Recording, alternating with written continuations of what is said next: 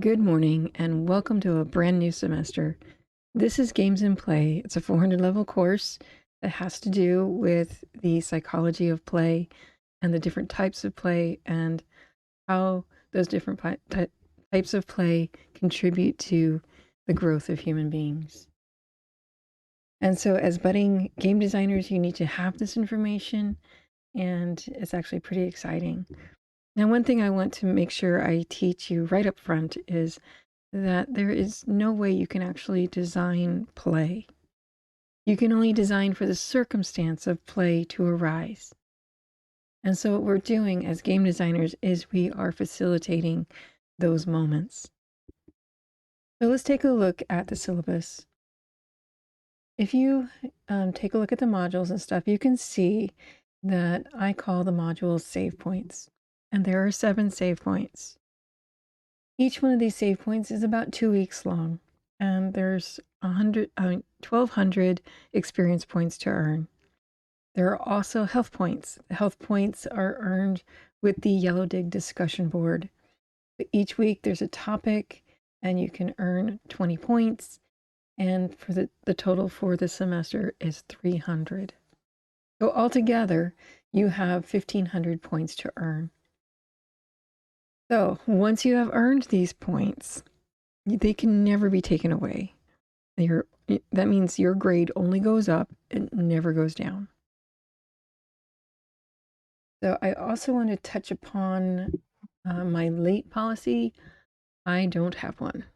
I have learned over the years that students who will turn things in on time will do it, regardless of whether or not there's a late policy. And students who don't will also not turn things in regardless of a late policy. So late policies are ineffective. And so what I do is I will take work until the end of the semester. If you turn things in late, then you may not get the entire feedback because I won't have time. If you want to get my entire attention and feedback, then turn things in on time. Also, if you're one of those students that likes to turn things in at the last minute at the end of the semester, I may not get to all of it. So, I mean, I'm one person, and there's no way I could, automatically just kind of grade things in 20 minutes that should have been done the entire semester. So, please respect my humanity and understand that I am not a machine, and I will do my best to give you feedback regardless of the circumstance. But yeah, there's some limitations to human beings. So with that in mind, please use your time wisely. I'm expecting you to do your own time management and get things done on time. That way I can give you the maximum feedback, and then you can have the maximum amount of education that you can get out of this class. Okay, so you can see that here's the grading scale right here. An A plus is 1455 and up, and then, there's the rest of the grading scale. So all assignments, the experience points are due on Mondays at midnight. There really aren't any variations. We will see that in a minute, except for at the very end of the semester. The Yellow Dig HP assignments are due on Fridays at midnight. You have to post every week. I don't have control over extending or altering the earning periods. So just make sure you get in there and do your discussion board every single week. Okay, so this is a 15-week class, and you're expected to do 9 hours of work each week for this course. So that's about 18 hours of work per save point. So that course requirement is set by the Arizona Board of Regents, and I've linked to the policy where they state that. So if you're in an immersion, excuse me, an immersion version of this course, that means face-to-face, then we'll be doing part of that work in class to get you going. But for an I course or O course modality, you'll complete these hours asynchronously. That means independently and kind of by yourself.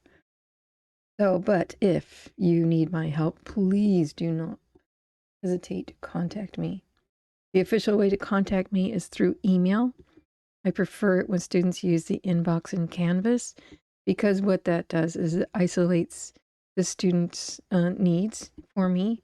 If you just email me directly, it goes in with all of the other myriad of, oh my God, and the amount of email I get is crazy. Okay, so use the Canvas inbox to contact me. That way I will see it right away. I will know it's a student in need, and I can respond as quickly as possible. Okay, so project expectations. So there's 7 save points, each with a duration of about 2 weeks. There is a design project in each save point. So what I'm expecting is prototypes. So those prototypes for games and toys can be done in analog. That means like a tabletop game or a sculpture or a maquette for like an art installation or something like that, or digital. It could be a video game. It could be a mixed reality experience. It could be a 3D model. It just depends on what you're prototyping. So, for example, a toy might be sculpted in analog form, or you could do a 3D model inside maybe Blender or Maya or whatever it is you're using. And so that's kind of what I'm expecting.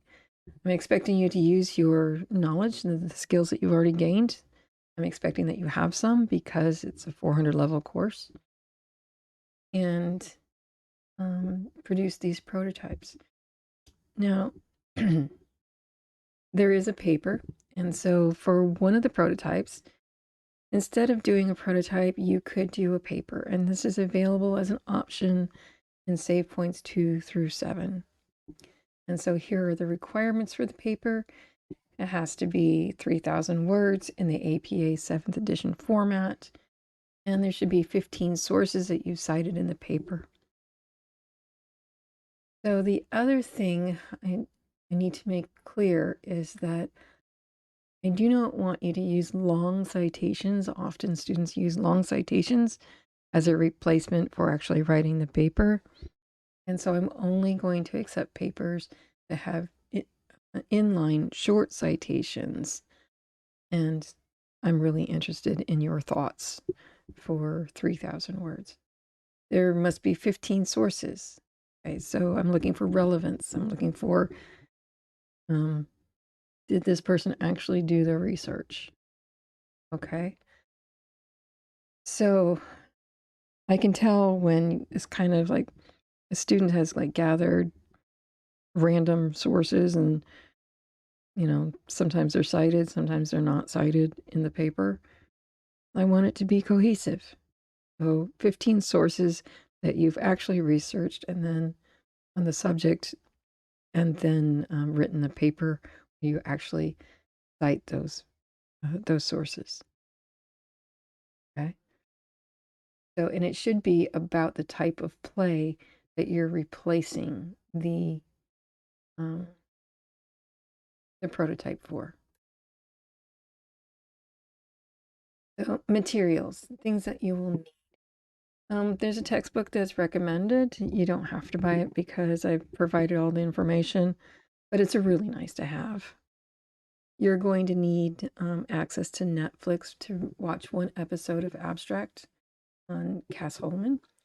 It is in season 2, and I put a link to it right there. You'll need a notebook or a sketchbook. You'll need Office Lens on your smartphone. Office Lens, what it does is it will scan your work, and the resolution is always correct. Sometimes when students turn in work that they've scanned with something else, the resolution is so big, I can't see it inside the speed grader. And so when that happens, I'll ask you to rescan it. So save yourself some time and just put Office Lens on your smartphone and scan with that. You'll need your smartphone to make videos for turning in some your design projects. I'm expecting like a playtest, uh, and so that'll be different for each one of your prototypes, but your smartphone is good enough to make the video. And I expect you to upload those videos to YouTube, as you'll see in the assignment. So prototyping materials. Depending on what you design, you're going to need some materials. I can't tell you what those are because I have no idea what it is you're going to make. But I've made a list here of things I use. And so these are the things that I use regularly to prototype things out. Um, Drawing and collage materials. I use pen and pencil and charcoal a lot. Acrylic paint. Sometimes I use oil paint. Acrylic is better for prototyping because it dries really fast. And you can use acrylic with medium on Bristol board. You don't even have to size Bristol board. Those of you who are painters know what I mean by sizing. That means like putting gesso on the surface before you paint on it. But Bristol board can take acrylic paint without sizing it. I use a lot of knives and blades. I use the number 11 blade in my X-Acto knife a lot. That and utility knives. Also have sculptural materials that I use a lot. Basswood and balsa wood. I use cardboard. When I use cardboard, I use water tape to hold it together. And you'll see in the Cass Holman video, they do that as well. I go to Goodwill and I buy old games and I cannibalize the parts out of them. I have random game parts I can prototype with. Um, I also sometimes buy new stuff. These are the places that I buy new game parts. I buy them on Amazon. There's one called Board Games Maker. There's also the Game Crafter. You can buy a lot of blanks. They also have a kit that they sell. So the other thing that I do is I collect random household pieces and bits. Check your junk drawer. You might have something really interesting that you can use for a prototype for a game or a toy. Um, the game engines that are available are Unity, Unreal, and Core. And there's more than that. Um, Use what's familiar to you. This is not a game engine learning course per se. Um, so it's more about game design. So if you've never ever used a 3D game engine at all, then I suggest you use Core because Core is it's a it's a game engine that sits on top of Unreal, and they did a lot to make it drag and drop. So you can get a lot done without knowing anything about coding. Storytelling software, there's a ton out there. One that gets used readily a lot by students is Twine because it's super easy. So if you're going to prototype out some sort of storytelling game, then maybe Twine is what you'll use. If you took games in narratology before you took this course, then you're aware that there are a lot of different story prototyping software out there. So use what's familiar. The list goes on and on. What your studio looks like will depend on what you make and what your creative identity is. And so it will just depend. The modules are where everything is. And you can see each module some sort of preparation for the design project. There's some sort of reading or quiz. and then the design. I also have a reminder for Yellow Dig, a page here where it has the requirements for the paper. So again, you use one of these types to write a paper about rather than make a prototype for it. I'm expecting a wide range of prototypes. I'm expecting you to do a mixture of analog and digital for these prototypes. That way you have a wide variety of experiences in building different types of prototypes. Really important to make your way out in the world. So it's your choice to pick which medium you want to use for the different design projects. But at the end of the semester, I expect that you will have, maybe 2 analog, 2 digital, paper, and maybe a storytelling one. I don't know. Something like that. Just do a mixture. I'm not going to dictate what that mixture is going to be. I'm just going to look for, did this person actually take advantage of the different types of prototypes? Did those choices really support a true exploration for this play experience?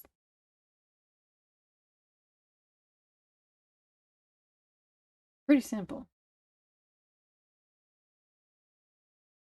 Another close look at what the calendar is going to look like. Way down here at the bottom, you can see that everything is due and that the projects have longer hours. So, first design project is hours long. That's how much time I expect you to spend on it. The next design project is 15 hours. So obviously at 9 hours a week, that design project will go over the 2 weeks. So I've given you currently in that module, easier. Every module will add up to 18 hours of work, which is 2 weeks long. And so this is where I'm expecting you to do your own time management. So you will do these things that are due the week before, but you'll also get started in that first week on this design project. The projects for design follow the same format over and over again. You have an explanation of the type of play and what it does for human beings, and then you'll have the assignment below here.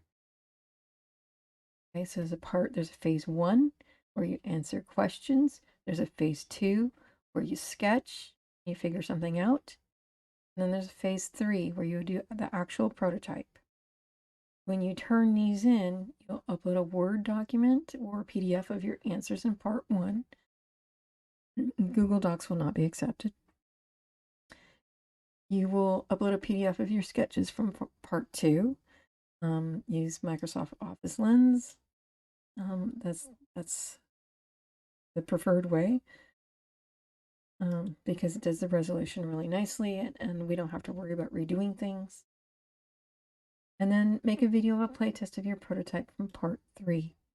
It should be about 8 minutes. Don't make it longer than 8 minutes. I won't have time to watch it all. Also, 8 minutes shows a good bit of the play testing and what the play is like and like that for the prototype that you created. And so you'll upload that and you will turn to YouTube. So here's what the rubric looks like. The rubric is the same pretty much for each of the projects. There's points for phase 1, points for phase 2, and points for phase 3. You can see here that the file types are doc, docx, and PDF, and also a website URL and file upload. You can submit on unlimitedly. It's unlimited submissions for each projects. So what that means is you'll put your website URL and then submit again to turn in the other document in any order. It's fine, but you'll have to submit 3 times to get the 3 things up. That works. So this is going to be a great semester. We're going to go over different types of play and how to use your own creative identity and creativity to explore those different types of play. You'll understand what those types of play give to human beings at the end of the semester. We're going to touch on the dark side of play, and play is deprived, what happens to people. And yeah, this is going to be amazing. We'll end the semester with celebratory and ritual play. And for those of you who are graduating, the ritual of walking across the stage is about to happen. So yeah, this is going to be a great semester. So those of you who are suffering from senioritis, you can look forward to Save Point 7, where you will be designing for the circumstance of play to arise in a celebratory way. So that's it. I am really excited to see all of your work and to get to know each and every one of you through your work. And yeah, I love teaching this class, and I love play. I love games. I love toys. And I can't wait to see you all learn and grow.